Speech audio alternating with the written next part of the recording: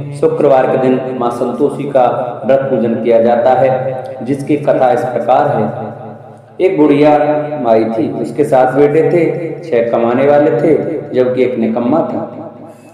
बुढ़िया 6 बेटों की रसोई बनाती, भोजन कराती और उनसे जो कुछ जूठन बचती वह 7वें को दे देती। एक दिन वह पत्नी से बोला, देखो मेरी माँ को मुझ पर कितना प्रेम है। वह बोली, क्यों नहीं, सबका झूठा तुमको जो खिलाती है।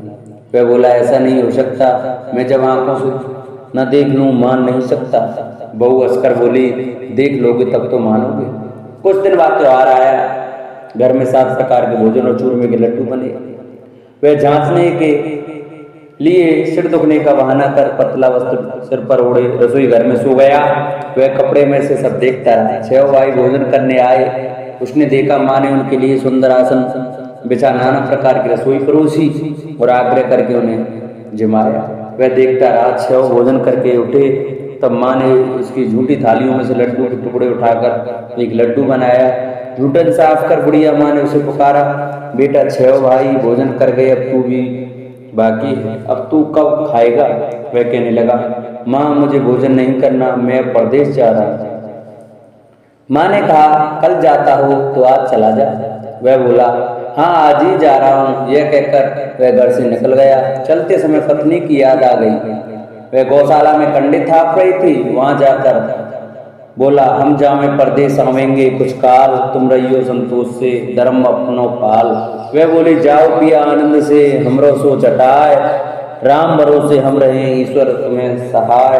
2 निशानी आपने देखूं, देख धर्मों में धीर, सुध मत हमारी विसारियो, रखियो मन गंभीर। वह बोला, मेरे पास तो कुछ नहीं है, यह अंगूठी है, सो ले लो और अपने कुछ निशानी दे दो।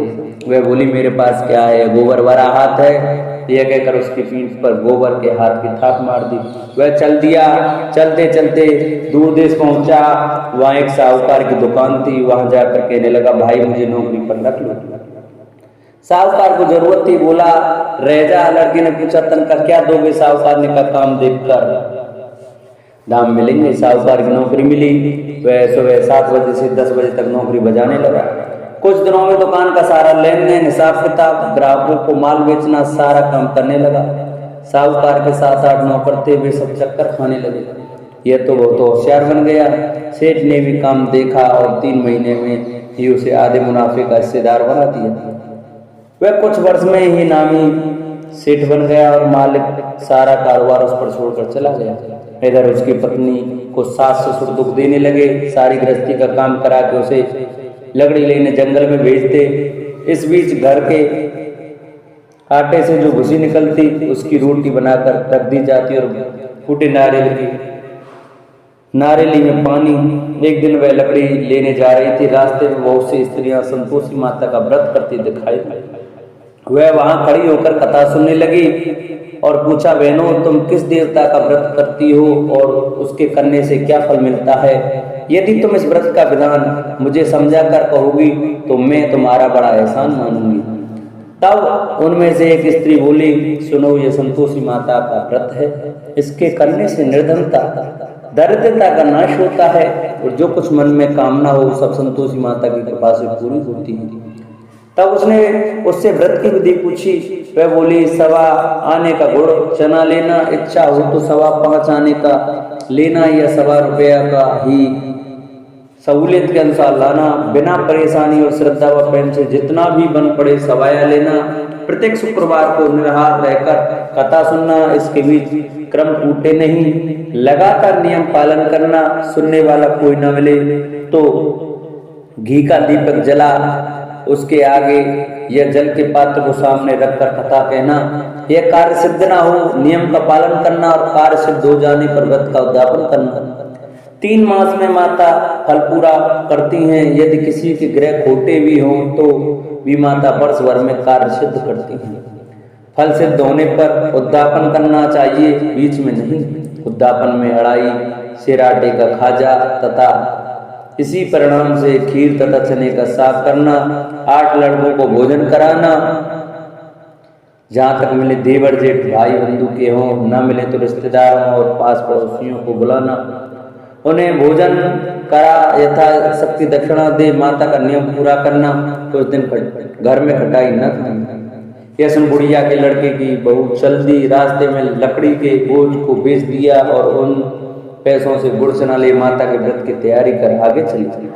और सामने मंदिर देखकर पूछने लगी, यह मंदिर किसका है? सब कहने लगे संतोषी माता का मंदिर है। यह सुनकर माता के मंदिर में जाकर चरणों में लौटने लगी, दीन तो विनती करने लगी, माँ मैं निपट अज्ञानी हूँ, व्रत के कुछ भी नियम नहीं जानती, मैं दुखी हूँ, हे माता जगत जननी मेरा दुख दूर कर, मैं तेरी शरण में हूँ। माता को दया आई। एक शुक्रवार बीता कि दूसरे को उसके पति का पत्र आया और तीसरे शुक्रवार को उसका भेजा हुआ पैसा आ पहुंचा। यह देख जेठ जेठानी मुंह सुकोड़ने लगे, लड़के ताने देने लगे, काकी के पास पत्र आने लगे, रुपया आने लगा। अब तो काकी की खातिर बढ़ेगी, बेचारी सरलता से कहती, भैया कागज आवे रुपया आवे हम सब के लिए अच्छा है। ऐसा कहकर आंखों में आंसू भरकर संतोषी माता के मंदिर में मातेश्वरी के चरणों में गिरकर रोने लगी। माँ मैंने तुमसे पैसा कब मांगा है? मुझे पैसे से क्या काम है? मुझे तो अपने सुहाग से काम है, मैं तो अपने स्वामी के दर्शन मांगती हूँ। तब माता ने प्रसन्न होकर कहा, जा बेटी तेरा स्वामी आवेगा। यह सुनकर खुशी से बावली होकर घर में जा काम करने लगी। अब संतोषी माँ विचार करने लगी, इस भोली पुत्री को मैंने कह तो दिया कि तेरा पति आवेगा, लेकिन कैसे? वह तो इसे सपने में भी याद नहीं करता, उसे याद दिलाने को मुझे ही जाना पड़ेगा। इस तरह माता जी उस बुढ़िया के बेटे के पास स्वप्न में प्रकट हो कहने लगी, साहूकार के बेटे सो रहा है या जागता है? वह कहने लगा, माता सोता भी नहीं जागता भी नहीं हूँ, कहो क्या आज्ञा है? माँ कहने लगी, तेरे घर बार कुछ है कि नहीं? वह बोला, मेरे पास सब कुछ है, माँ बाप है, बहू है, क्या कमी है? माँ बोली, बोले पुत्र तेरी बहू घोर कष्ट उठा रही है, तेरे माँ बाप उसे त्रास दे रहे हैं, वह तेरे लिए तरस रही है, तू उसकी सुध ले। वह बोला, हाँ माता जी यह तो मालूम है, परंतु जाऊं तो कैसे? परदेश की बात है, लेन देन का कोई हिसाब नहीं है, कोई जाने का रास्ता नहीं आता, कैसे चला जाऊं? माँ कहने लगी, मेरी बात मान, सवेरे नहा धोकर संतोषी माता का नाम ले, घी का दीपक जला, दंडवत कर दुकान पर जा बैठ, देखते देखते सारा लेनदेन छुप जाएगा, जमा का माल बिक जाएगा, समझ होते होते धन की भारी ढेर लग जाएगा। अब बूढ़े की बात मानकर वह नहा धोकर संतोषी माता को दंडवत घी का दीपक जला दुकान पर जा बैठा। थोड़ी देर में देने वाले रुपया लाने लगे, लेने वाले हिसाब लेने लगे, कोठी में भरे सामान की खरीदारी नकद दाम दे सौदा करने लगे। शाम तक धन का भारी ढेर लग गया। मन में माता का नाम ले चमत्कार देख प्रसन्न हो घर ले जाने के वास्ते गहना कपड़ा सामान खरीदने लगा। यह काम से निपट तुरंत घर को रवाना हुआ। उधर उसकी पत्नी जंगल में लकड़ी लेने जाती है, लौटते वक्त माता जी के मंदिर में विश्राम करती है। वह तो उसके प्रतिदिन रुकने का जो स्थान ठहरा, धूल उड़ती देख वह माता से पूछती है, हे माता यह धूल कैसी उड़ रही है? माता कहती है, हे पुत्री तेरा पति आ रहा है, अब तू ऐसा कर, लकड़ियों के 3 बोझ बना ले, एक नदी के किनारे रख और दूसरा मेरे मंदिर पर और तीसरा अपने सिर पर। तेरे पति को लकड़ियों का गट्ठर देख मोह पैदा होगा, वह यहाँ रुकेगा, नाश्ता पानी खाकर माँ से मिलने जाएगा। अब तू लकड़ियों का बोझ उठाकर जानवर चौक में गट्ठर डालकर जोर से आवाज लगाना, लो सासू जी लकड़ियों का गट्ठर लो, भूसे की रोटी दो, नारियल के टेपड़े में पानी दो, आज मेहमान कौन आया है। माता जी से बहुत अच्छा कहकर प्रसन्न मन से लकड़ियों के 3 गट्ठर बनाई, एक नदी के किनारे पर और एक माता जी के मंदिर पर रखा। इतने में मुसाफिर आ पहुंचा। सूखी लकड़ी देख उसकी इच्छा उत्पन्न हुई कि हम यहीं पर विश्राम करें और भोजन बनाकर खा पी कर गांव जाएं। इसी तरह रुककर भोजन बना, विश्राम करके गांव को गया, सबसे प्रेम से मिला। उसी समय सिर पर लकड़ी का गट्ठर लिए वह उतावली सी आती है और लकड़ियों का भारी बोझ आंगन में डालकर जोर से 3 आवाज देती है, लो सासू जी लकड़ियों का गट्ठर लो, भूसे की रोटी दो, आज मेहमान कौन आया है। यह सुनकर उसकी सास बाहर आकर अपने दिए हुए कृष्णों को बुलाने हेतु कहती है, बहू ऐसा क्यों कहती है, तेरा मालिक ही तो आया है, आ बैठ, मीठा भात खा, भोजन कर, कपड़े गहने पहन। उसकी आवाज सुन उसका पति बाहर आता है। ऊँट देख व्याकुल हो जाता है, माँ से पूछता है माँ ये कौन है? माँ बोली बेटा ये तेरी बहू है, जब से तू गया है तब से सारे गांव में भटकती फिरती है, घर का काम काज कुछ करती नहीं, चार पैर आकर खा जाती है। वह बोला ठीक है माँ, मैंने इसे भी देखा और तुम्हें भी, अब दूसरे घर की ताली दो उसमें रहूंगा। माँ बोली ठीक है तेरी जैसी मर्जी। तब वह दूसरे मकान की तीसरी मंजिल का कमरा खोल सारा सामान सजाया। एक दिन में राजा के महल जैसा ठाट बाट बन गया। अब क्या था, वह सुख भोगने लगा। इतने में शुक्रवार आया। उसने पति से कहा मुझे संतोषी माता के व्रत का उद्यापन करना है। पति बोला खुशी से कर। यह उद्यापन की तैयारी करने लगी। जेठानी के लड़कों को भोजन के लिए कहने गई। उन्होंने मंजूर किया, परंतु पीछे से जेठानी ने अपने बच्चों को सिखाया देखो भोजन के समय खटाई मांगना जिससे उसका उद्यापन पूरा न हो। लड़के जीमने आए, खीर खाना पेट भर खाया, परंतु बाद में खाते ही कहने लगे हमें खटाई दो, खीर खाना हमको नहीं भाता। देखकर अरुचि होती है। वह कहने लगे भाई खटाई किसी को नहीं दी जाएगी, यह तो संतोषी माता का प्रसाद है। लड़के उठ खड़े हुए, बोले पैसा लाओ। बोली बहू कुछ जानती नहीं थी, उन्हें पैसे दे दिए। लड़के उसी समय हट करके इमली खटाई ले खाने लगे। यह देखकर बहू पर माता जी ने कुप किया।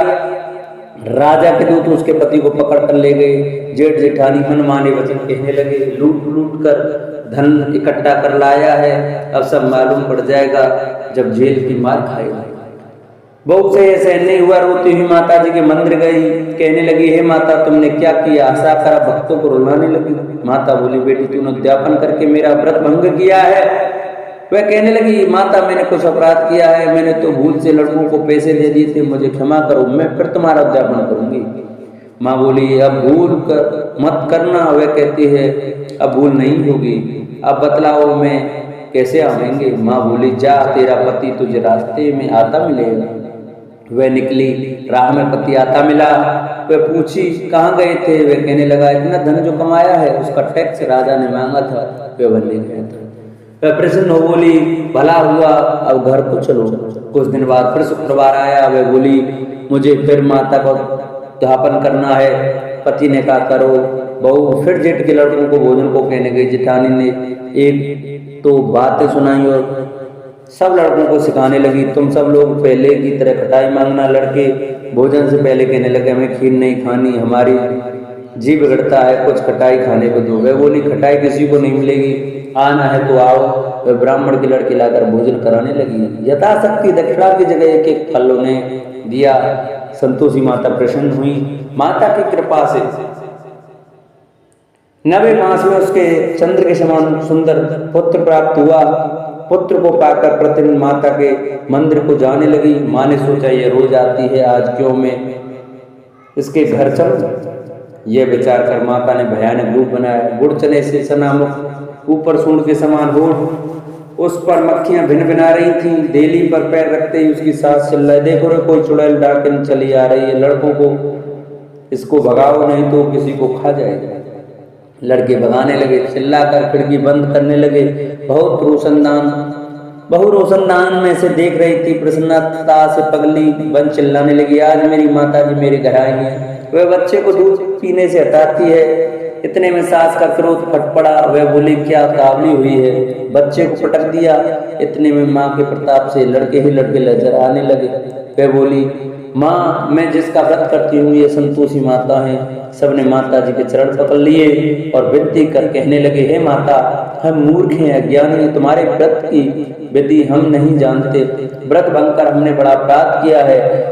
जगत माता आप हमारा अपराध क्षमा करो। इस प्रकार माता प्रसन्न हुई।